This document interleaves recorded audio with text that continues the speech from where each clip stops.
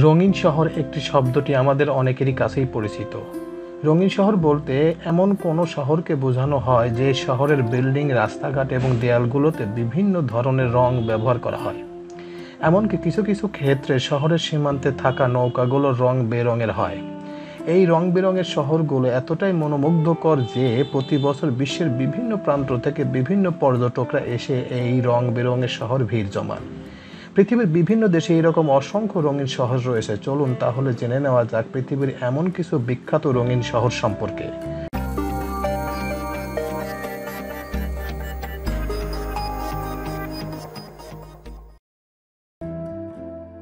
বুরানো।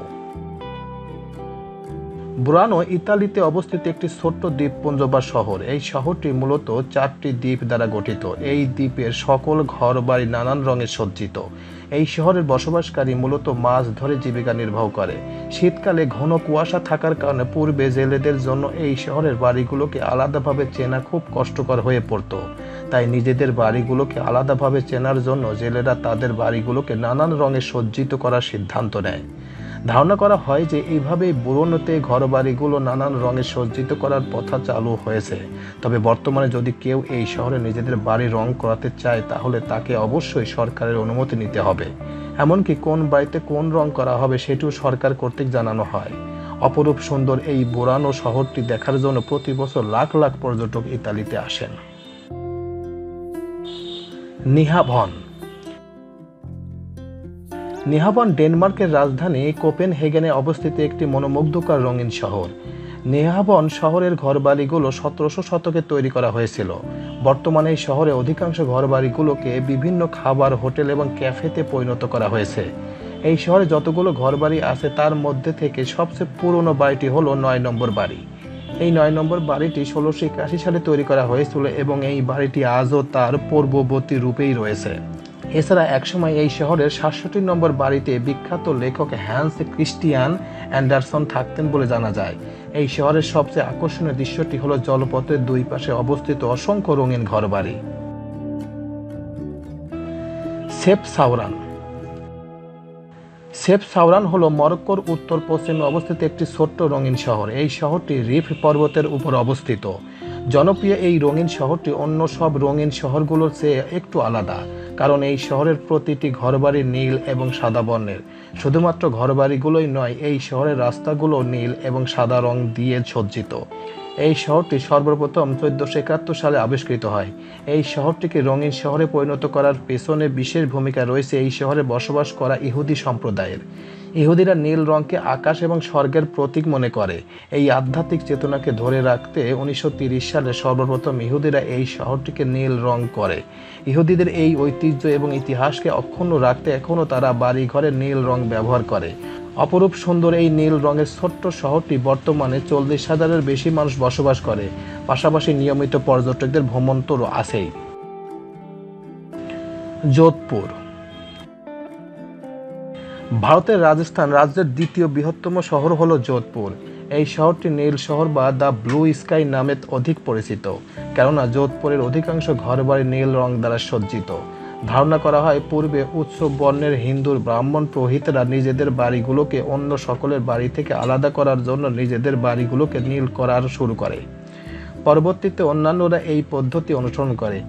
এই নীল রঙের ঘরবাড়িগুলো যে শুধুমাত্র শহরটিকে সুন্দর করে তুলেছে তা নয়, এখানে বসবাস করা স্থানীয়দের মতে এই নীল রং তাদের ঘরবাড়িকে ঠান্ডা রাখতে এবং মশা দূর করতে সাহায্য করে। যোধপুর শহরটি চারদিক থেকে মরুভূমি দ্বারা ঘিরে রেখেছে, তাই এই নীল রঙের ঘরবাড়িগুলো তাদের বেশ স্বস্তিতে থাকতে সাহায্য করে। বো কেপ। বো কেপ দক্ষিণ আফ্রিকার কেপ টাউনের সিগন্যাল পর্বতের কাছাকাছি অবস্থিত একটি রঙিন শহর। রঙিন ঝলমলে রঙের ঘরবাড়ির পাশাপাশি এই শহরটিকে পাথরের খোয়া বাঁধানো রাস্তাগুলোর কারণে বিখ্যাত। এই শহরটি রঙিন শহরে পরিণত হওয়ার পেছনে একটি সমৃদ্ধশালী ইতিহাস রয়েছে। 1600 এবং 1700 শতকের দিকে বিশ্বের বিভিন্ন অঞ্চল থেকে ওলন্দাজরা অনেক দাস ক্রয় করে এই শহরে নিয়ে আসা শুরু করে, আর এই ক্রীতদাসদের কেপ মলয় নামে আখ্যায়িত করা হতো। এরপর 1760 সালের দিকে এই শহরের অনেক বাড়ি তৈরি করা হয় এবং বাড়িগুলো ক্রীতদাসদের কাছে ভাড়া দেওয়া হয়। পরবর্তীতে ক্রীতদাসরা এই বাড়িগুলো কিনে নেয় এবং তারা এই বাড়িগুলোকে বিভিন্ন রঙে রঙিয়ে তোলে। এই রং হলো তাদের স্বাধীনতা প্রকাশের অন্যতম মাধ্যম। এই শহরের সবচেয়ে পুরনো বিল্ডিংটি হলো এই শহরের অবস্থিত জাদুঘর, যা কেপ মিউজিয়াম নামে পরিচিত। Saint Johns. সেন্ট জনস কানাডার পূর্ব দিকে অবস্থিত নিউ ফাউন্ডল্যান্ড ও লাবারডের প্রদেশের রাজধানী। অপরূপ সুন্দর এই রঙিন শহরটি ওয়াটার স্টিচ ও ডাকওয়াথ স্টিচের ধারে বাড়িগুলোর জন্য পর্যটকদের কাছে অধিক আকর্ষণীয়। সেন্ট জনস শহর জুড়ে ছড়িয়ে থাকা এসব রং বেরঙের বাড়িগুলোর কারণে এই শহরের সম্পূর্ণ একটা অংশের নাম দেওয়া হয়েছে জেলি বিন রো। যদিও এই নামে সেন্ট জনস শহরে কোনো রাস্তা নেই, তবুও এখানকার স্থানীয় বাসিন্দারা এই শহরের একটি নির্দিষ্ট অংশ বোঝাতে জেলি বিন রো নামটি ব্যবহার করে। ধারণা করা হয় পূর্বের দূর সমুদ্র থেকে জাহাজের ক্যাপ্টেনরা নিজেদের বাড়ি সহজে চিহ্নিত করার জন্য তাদের বাড়িগুলোকে নানা রঙে রঙিয়ে তোলার সিদ্ধান্ত নিয়েছে। এই শহরের ব্যাপারে একটি অবাক করার মতো তথ্য হলো নোবেল বিজয়ী বিজ্ঞানী জিম মার্কিন যখন তার রেডিও দিয়ে আটলান্টিক মহাসাগরের এপারে ওপারে যোগাযোগ করার জন্য পরীক্ষা করছিলেন, তখন সর্বপ্রথম সিগন্যাল পাওয়া গিয়েছিল এই শহর থেকে। লংইয়ারবেন।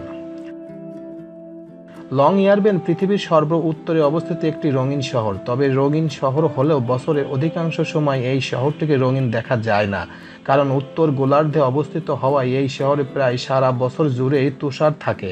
ফলে এই শহরটি বছরের অধিকাংশ সময় জুড়েই বরফে ঢাকা থাকে। বেশিরভাগ সময় বরফাচ্ছন্ন থাকায় এখানকার স্থানীয় বাসিন্দারা স্লো ফ্লোটার দিয়ে যাতায়াত করে। 1906 সালে একজন আমেরিকান নাগরিক লংইয়ারবেনের নামানুসারে এই শহরটির নাম লংইয়ারবেন রাখা হয়। ছোট্ট এই শহরটি বর্তমানে প্রায় 2000-এর বেশি মানুষ বসবাস করে। সান্তোরিনি। সান্তোরিনি গ্রিসে অবস্থিত একটি নৈসর্গিক দ্বীপ। সান্তোরিনিতে 15টি ঐতিহাসিক গ্রাম রয়েছে। এই শহরটির নয়নাভিরাম ধবধবে সাদা ঘরবাড়ি এবং পাথরের খোয়া বাঁধানো সংকীর্ণ রাস্তার জন্য বিখ্যাত। ধারণা করা হয় যে 1900 শতকের দিকে এই শহরের স্থানীয় বাসিন্দারা তাদের বাড়িগুলোকে চুনকাম করতে শুরু করে, কারণ অন্য সব রং করার চেয়ে চুনকাম করতে খরচ অনেক কম হয়। পরবর্তীতে এই শহরের বাসিন্দাদের মধ্যে চুনকাম করার প্রবণতা বৃদ্ধি পায় এবং ধীরে ধীরে এই চুনকাম হয় এখানকার বাসিন্দাদের জন্য অপরিহার্য দায়িত্ব হয়ে ওঠে। যারা রঙিন শহর পছন্দ করেন তাদের জন্য এই শহরটি নিঃসন্দেহে একটি আদর্শ গন্তব্য। লা বুকা। আর্জেন্টিনাতে অবস্থিত অন্যতম সুন্দর রঙিন শহর হলো লা বুকা। এই শহরে রয়েছে উজ্জ্বল রঙে রাঙানো বিভিন্ন ঐতিহ্যবাহী কাঠের ঘরবাড়ি। লা বুকা শহরে রয়েছে বিভিন্ন শিল্পীর বসবাস।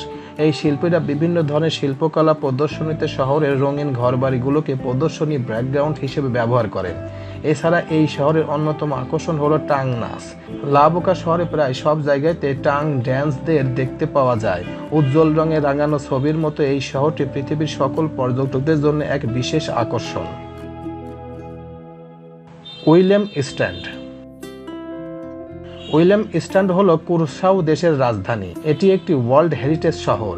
এই শহরটির 4টি অংশ রয়েছে। এই শহরটির অন্যতম বৈশিষ্ট্য হলো এই শহরে অবস্থিত ঘরবাড়িগুলো, পাশাপাশি এই শহরের সরকারি ভবনসমূহ, রেস্টুরেন্ট, শপিং মল, বাণিজ্যিক ভবনগুলো উজ্জ্বল রঙে সজ্জিত।